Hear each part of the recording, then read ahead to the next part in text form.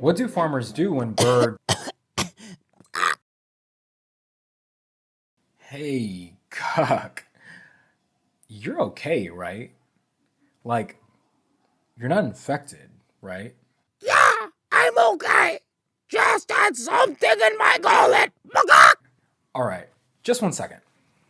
A little bit of slack here. This is just a protective measure, you know?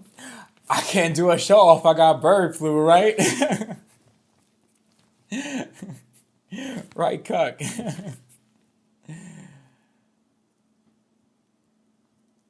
Right, Cuck?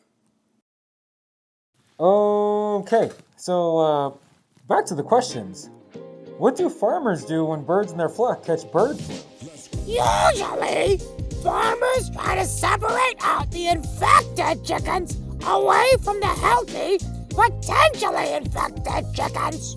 At that point, the farmer doesn't know if the potentially infected chickens actually caught the flu or not. So they go and test all the remaining chickens. If the chickens end up testing positive for bird flu, farmers kill these chickens in order to stop it from spreading to other birds. Wow, that's fascinating. And last question, Cuck. Are there any misconceptions about bird flu you'd like to